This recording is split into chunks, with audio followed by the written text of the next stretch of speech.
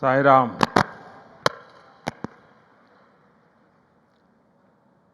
అందరూ మహానుభావులు, అందరికీ వందనములు.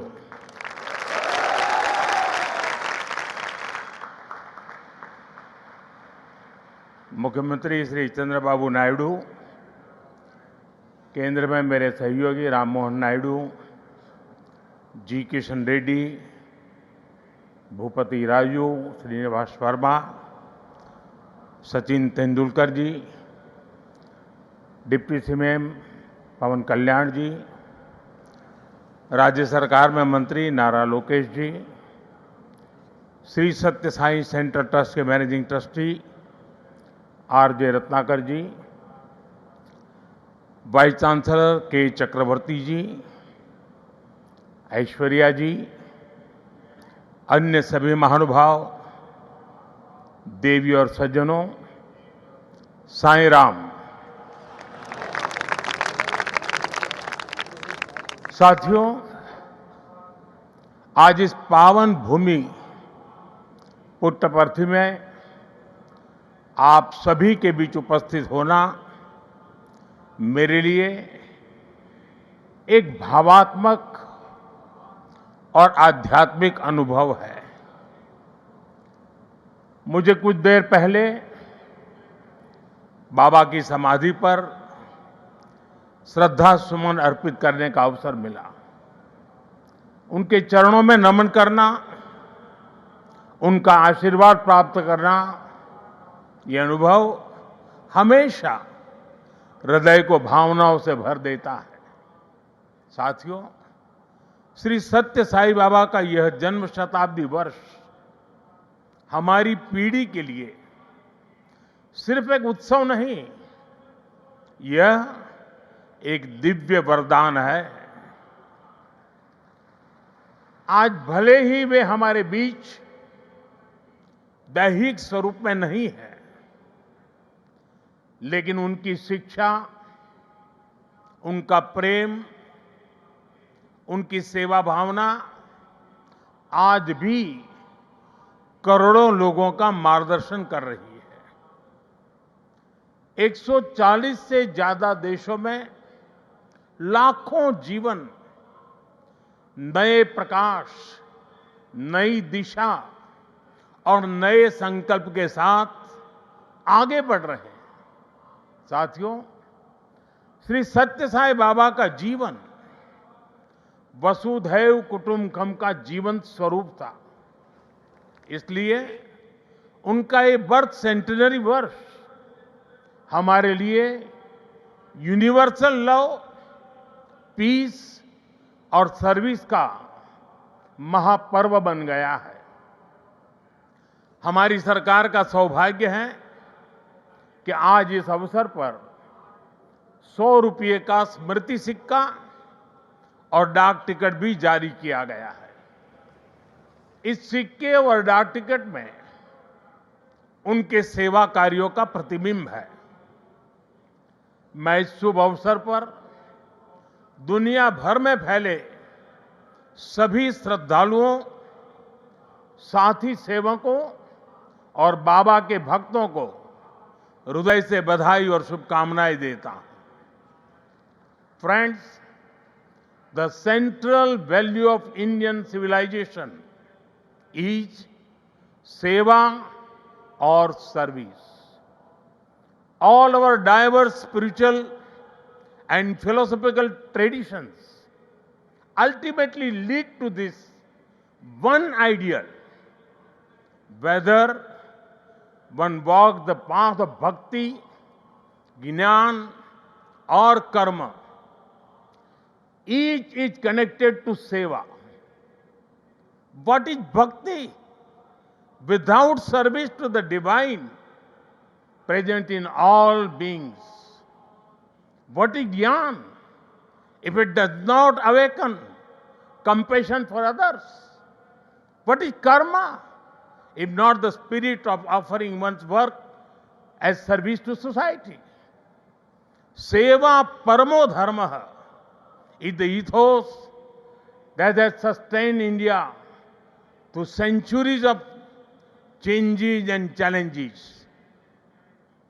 It has given our civilization its inner strength.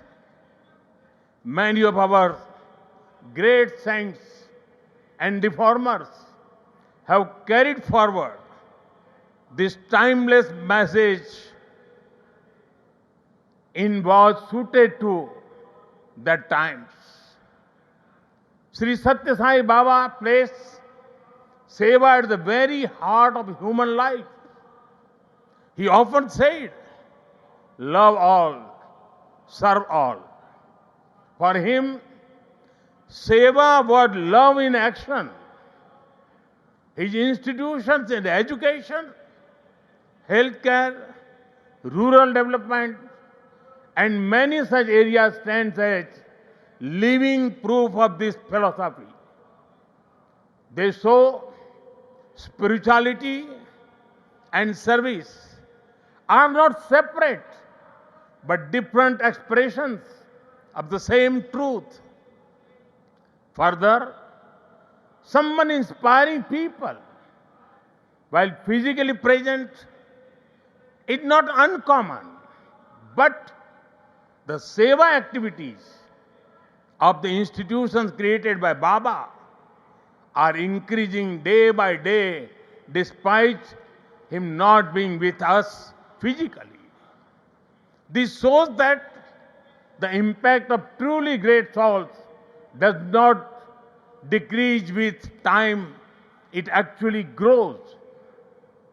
साथियों, श्री सत्य साई बाबा का संदेश केवल पुस्तकों और प्रवचनों और आश्रमों की सीमाओं में नहीं रहा है।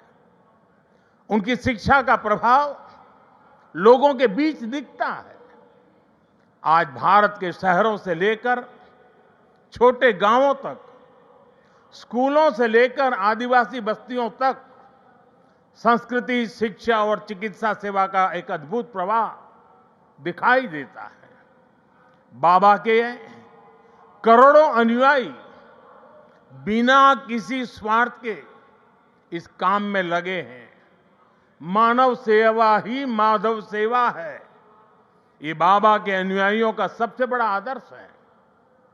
उन्होंने ऐसे कई विचार हमें सौंपे जिनमें संवेदना, कर्तव्य, अनुशासन और जीवन दर्शन का सार मिलता है। वो कहते थे, help ever, hurt never, less talk, more work. हम सभी के मन में आज भी श्री सत्य साई बाबा के ऐसे जीवन सूत्र गूंजते रहते हैं। साथियों, साई बाबा ने अध्यात्म का उपयोग समाज और जन कल्याण के लिए किया और मूल्य आधारित शिक्षा से जोड़ा। उन्होंने किसी मत या सिद्धांत पर अपनी शक्ति नहीं लगाई। उन्होंने गरीबों की सहायता की और उनके दुखों को दूर करने के लिए कार्य किया। मुझे याद है, गुजरात के भूकंप के बाद पीड़ितों को राहत पहुंचाने में बाबा का सेवा दल और सारे सेवाव्रती आगे की पंक्ति में आकर के खड़े हो गए थे। उनके अनुयायी पूरी निष्ठा से कई दिनों तक सेवा में जुटे रहे।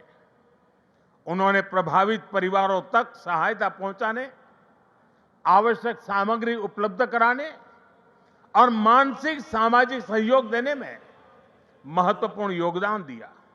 साथियों, एक मुलाकात में अगर किसी का हृदय पिघल जाए, किसी के जीवन की दिशा बदल जाए, तो इससे उस व्यक्ति की महानता का पता चलता है। आज यहां इस कार्यक्रम में भी हमारे बीच ऐसे कई लोग हैं जिन पर सत्य साई बाबा के संदेशों का गहरा असर हुआ और उनका पूरा जीवन बदल गया। साथियों, मुझे संतोष है कि श्री सत्य साई बाबा की प्रेरणा से साई सेंट्रल ट्रस्ट और उससे जुड़े संगठन सेवा को ऑर्गेनाइज, इंस्टीट्यूशनल और लॉन्ग टर्म व्यवस्था के रूप में आगे बढ़ा रहे हैं, आज एक व्यवहारिक मॉडल के रूप में हमारे सामने है। आप सभी पानी, housing, health care, nutrition, disaster support और क्लीन एनर्जी जैसे क्षेत्रों में अद्भुत कार्य कर रहे हैं। मैं कुछ सेवा कार्यों का विशेष तौर पर जिक्र करना चाहूंगा। जैसे रायलसीमा में पीने के पानी की गंभीर समस्या थी, तब ट्रस्ट ने 3000 किलोमीटर से ज्यादा लंबी पाइपलाइन बिछाई। ओडिशा में बाढ़ प्रभावित परिवारों के लिए 1000 मकान बनाए।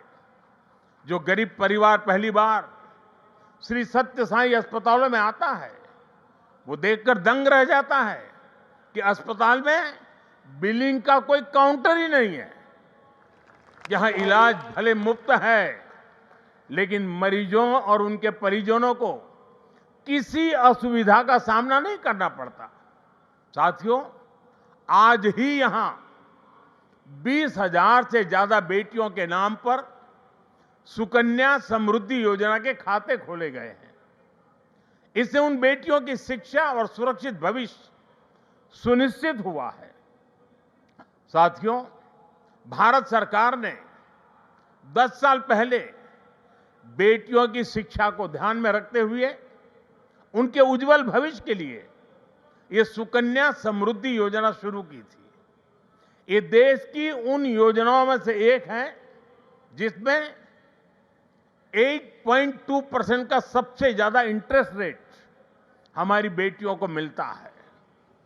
अब तक देश की 4 करोड़ से ज्यादा बेटियों के खाते सुकन्या समृद्धि योजना के तहत खोले जा चुके हैं।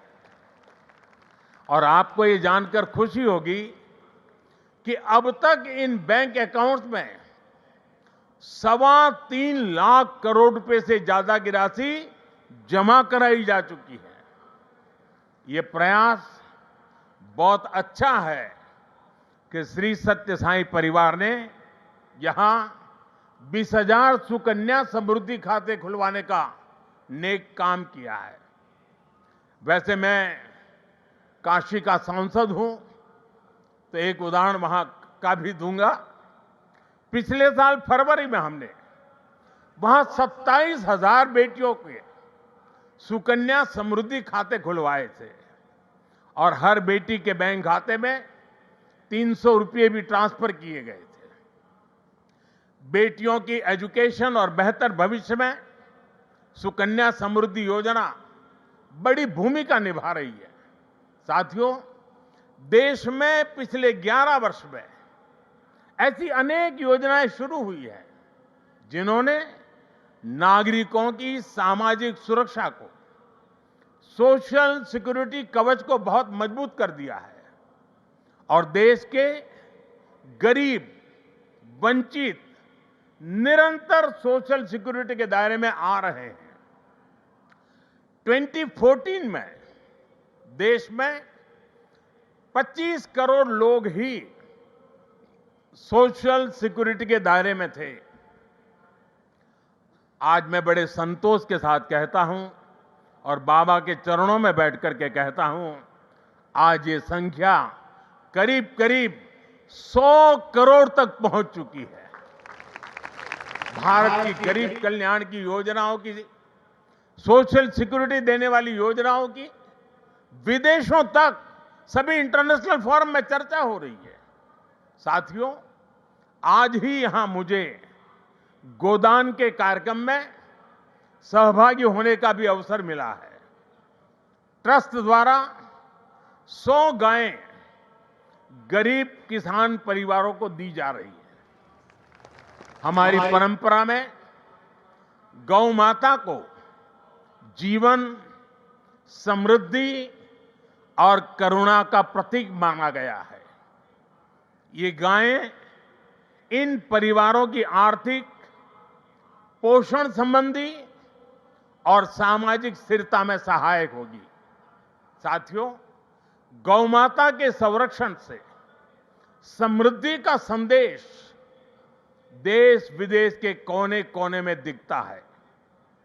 कुछ वर्ष पहले राष्ट्रीय गोकुल मिशन के तहत वाराणसी में 480 से ज्यादा गीर गायें वितरित की थी। और मेरा एक नियम था कि जो पहली बछड़ी होती थी वो मैं वापस लेता था और दूसरे परिवार को देता था। आज वाराणसी में गीर गायों और बछड़ों की संख्या लगभग 1700 हो गई है। और वहां हमने जो एक परंपरा शुरू की है, जो गाय वहां वितरित की गई है, उनसे पैदा हुआ मादा बछिया को दूसरे इलाके के किसानों को मुफ्त दिया जाता है। इसलिए इन गायों की संख्या भी बढ़ रही है। मुझे याद है 60-8 साल पहले अफ्रीका में रवांडा की यात्रा के दौरान मैं एक गांव में वहां गया था और वहां भारत की 200 गीर गायें भेंट की थी। और ये दान देने वाली परंपरा वहां भी है। वहां गिरिंका नाम की प्रथा है, जिसका अर्थ है मे यू हैव अ काऊ। इसमें गाय से पैदा होने वाली पहली मादा बछिया को पड़ोसी परिवार को दान देता होता है। इस प्रथा से वहां न्यूट्रिशन, मिल्क प्रोडक्शन, इनकम और सोशल यूनिटी बढ़ी है। साथियों, ब्राजील ने भी भारत की गीर और कांकरे नस्लों को अपनाकर उन्हें आधुनिक तकनीक और वैज्ञानिक प्रबंधन के साथ आगे बढ़ाया है और आज वे बेहतर डेयरी परफॉर्मर्स का स्रोत बन गई है। ये सभी उदाहरण बताते हैं कि जब परंपरा, करुणा और वैज्ञानिक सोच एक साथ चलती है तो गाय आस्था के साथ ही सशक्तिकरण, पोषण और आर्थिक प्रगति का साधन बन जाती है। और मुझे खुशी है कि आप इस परंपरा को यहां बहुत नेक नियत के साथ आगे बढ़ा रहे हैं। साथियों, आज देश कर्तव्य काल की भावना के साथ विकसित भारत की दिशा में आगे बढ़ रहा है। इस लक्ष्य को पाने के लिए नागरिक भागीदारी आवश्यक है और इसमें सत्य साईं बाबा का ये जन्म शताब्दी वर्ष हमारी बड़ी प्रेरणा है।